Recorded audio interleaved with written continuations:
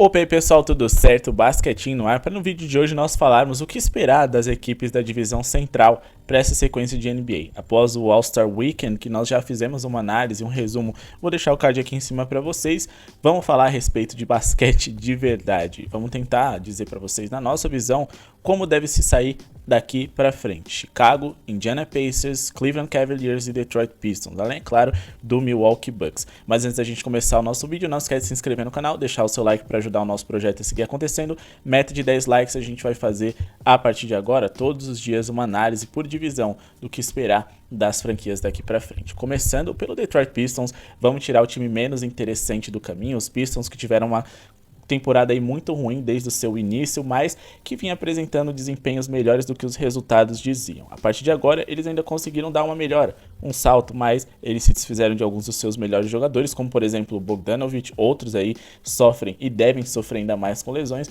mas ainda é um time que no fim das contas decepcionou muita gente. Eu sinceramente não entendia, né, por que as pessoas tinham tanto hype dentro desse Detroit Pistons, sendo que a única coisa que eles tinham ali de mudança relevante de fato era uma possível e pequena evolução de um Ivey, de um Duren e uma evolução que de fato aconteceu do Cade Cunningham, apesar dele ainda ter que melhorar alguns pontos, principalmente no seu índice de turnovers. De toda forma, é um time que apesar de ter um futuro interessante, esse futuro não será de curto nem médio prazo. Eu não acredito que eles vão melhorar a ponto, né, de subir na tabela, e muito menos eles têm motivos para isso. Então o Detroit Pistons deve manter o nível que eles mantiveram desde o início da temporada. Talvez os bons jogos que eles fizeram, principalmente no primeiro e segundo quarto, devem se transformar um pouquinho mais em vitórias, mas ainda assim é um time que no geral vai ficar na parte de baixo da tabela, pouco empolga, pouco vai empolgar e acima de tudo não tem por que empolgar, principalmente porque garantir uma boa escolha de draft é de fato o melhor caminho para eles. Agora vamos falar a respeito do Chicago Bulls, um time muito confuso, com muitos problemas e um time que eu não sei o que eles têm na cabeça para seguir com esse projeto aí de Zach LaVine, Vucevic e DeMar DeRozan. É um projeto que na minha visão não deu certo e não tem como dar. É claro que eles podem surpreender, chegar no play-in, se classificar para os playoffs, porque de fato é um time que individualmente falando tem talento sim. E volta e meia eles surpreendem, seja com uma das melhores defesas da liga mesmo, com jogadores que individualmente não são defensores geniais, ou então com um ataque que apesar de arremessar pouco bolas de 3 e ter uma eficiência baixa, volta e meia produz bem contra determinados times. No fim das contas, o Chicago consegue ser competitivo e sempre que eles enfrentam um adversário de nível médio para cima, apesar da gente dar favoritismo para o seu rival, a gente sabe que o Chicago Bulls tem condição de vencer, principalmente naquelas noites inspiradas do DeMar DeRozan, mas no geral não é um time que deve brigar por grandes coisas, e se eles chegarem aos playoffs eu já vou estar bastante surpresa. Eles passarem de uma primeira rodada, mas ainda as movimentações que eles fizeram não foram necessárias para que esse time subisse de patamar. Uma das principais mudanças que eles poderiam ter feito era de fato Zach LaVine, mas ele se machucou e o Chicago Bulls ficou ainda mais engessado do que eles já são.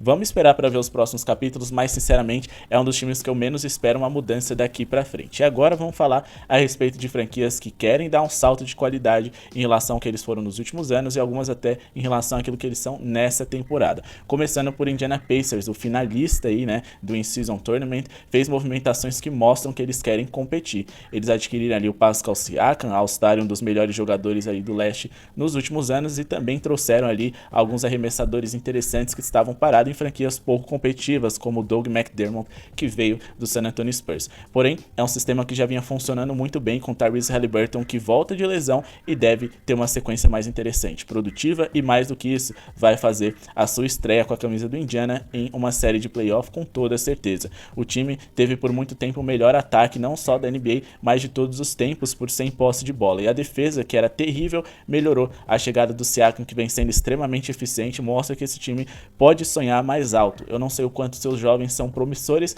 em relação àquilo que as pessoas dizem, mas o Ben Mathurin e o Tyrese Haliburton com toda certeza serão estrelas. E o Tyrese Haliburton, inclusive, já é um All-Star. Eu fico muito empolgado para ver os jogos do Indiana Pacers, porque esse é um dos meus jogadores preferidos da liga. E o Indiana fez as movimentações necessárias para que ele seja ainda mais produtivo, competitivo, e para que um time como os Pacers, que nunca gostou de ficar fazendo tank, resolvesse a sua vida cedo. Se desfizeram ali dos Sabonis, por exemplo, e logo, rapidamente, eles já são um time competitivo, depois de, sei lá, um ano aí em baixa, dá pra gente dizer. Então eu tô com muitas expectativas desse Indiana e ó, sinceramente, se eles não pegarem ali um Bucks ou um Boston Celtics, eu acho que eles têm chance de chocar o mundo. É um dos times mais legais de se assistir. Sinceramente, me preocupava muito essa questão da defesa deles ser ruim e eu detesto ficar ali assistindo time sem defesa, por exemplo, principalmente porque eu faço as minhas tips. Inclusive, o nosso canal, o link tá aqui na descrição com as nossas tips de NBA e o nosso grupo VIP tá na tela para vocês, o grupo VIP mais completo. Então eu, como apostador, tinha diversos preconceitos contra o Indiana Pacers, porque eu não gosto dessas defesas frágeis. Eles eram mais ou menos o Sacramento Kings foi na temporada passada. Um time que ataca muito bem, defende muito mal, mas consegue bons resultados. Porém, em uma série de 7 jogos, isso é sustentável e parece que o Indiana pelo menos conseguiu fazer as movimentações em relação a peças para melhorar a defesa, coisa que o Sacramento na temporada passada não fez. E mais do que isso, eles jogam no leste. Então, tudo é possível para esse Indiana Pacers, não é um time que eu vejo com pinta de campeão nem de conferência, mas quando a gente tem ali os 76ers, o Bucks e os Celtics como favoritos, e são times que muita gente diz que é pipoqueiro, e eu em alguns momentos não discordo, dá pra gente ver esse Indiana fazer muita coisa legal, sim, e a tendência é que eles evoluam. Vamos falar agora de Cleveland Cavaliers, o meu time do coração, né, a franquia aí que conseguiu melhorar muito durante a temporada, mesmo sem fazer grandes movimentações.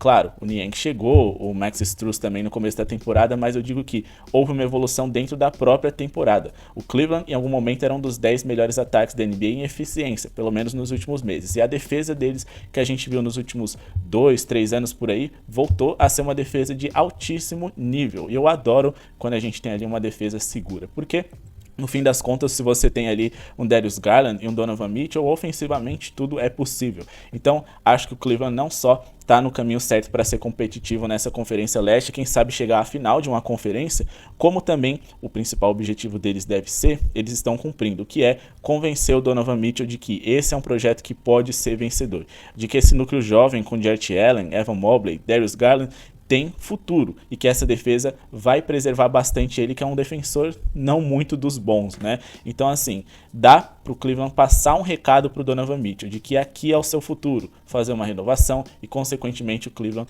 ter chances de ser mais competitivo nos próximos anos ainda. Ter uma super estrela é sempre importante e os Cavs viveu carente aí de um Donovan Mitchell por muito tempo. Eles foram competitivos só com Garland, Allen e também Mobley, mas desde que o Spider chegou, as coisas mudaram e os Cavs é um time a ser temido sim. Então, acho que eles estão no caminho mais do que certo e repito, a evolução vem sendo clara. Darius Garland e o Mobley perderam muitos jogos, mesmo assim o Cleveland esteve no topo. Vamos torcer agora, pelo menos os torcedores, para que agora, com eles em quadra, os Cavs mantenham o mesmo nível e cumpram as expectativas de ser ainda melhor do que eles foram com esses desfalques durante a temporada. E para finalizar, vamos falar do Milwaukee Bucks, um time que para muitos era o principal contender do leste ao lado do Boston Celtics e que de fato eu ainda vejo dessa forma. Eles decepcionaram muito na defesa. E não é como se as pessoas esperassem muita coisa de Malik Beasley e Damian Lillard, mas as pessoas esperavam que um time com Jay Crowder, Chris Middleton, Brook Lopez e Giannis Antetokounmpo compensassem esse déficit defensivo que os Bucks e seus jogadores têm. Durante a temporada, eu entendia que essa defesa poderia ser muito perigosa para o futuro e para um possível título dos Bucks. Eles conseguiram corrigir alguns dos seus erros, que foi dispensar o seu técnico anterior da temporada passada para essa e, ao mesmo tempo, enxergar que existia um problema ali durante o processo atual e ter a coragem de trocar o treinador mais uma vez no meio da temporada. Chacoalharam não só o seu banco de reservas, mas também o seu time. Patrick Beverley chegou, um dos defensores ali de armador mais chatos que a gente tem na liga, um cara que também incendeia os seus companheiros, é muito competitivo e apesar de não ser genial, ele pode trazer um pouquinho ali, né, de Jrue Holiday que o Milwaukee Bucks sentiu falta depois das movimentações que eles fizeram para contar com Damian Lillard. Então a gente pode ver aí o Milwaukee Bucks um pouco menos frágil na defesa, principalmente quando o time roda. Ter ali o campaign para substituir o Damian Lillard não era o melhor dos mundos, já que ele também era um mau defensor.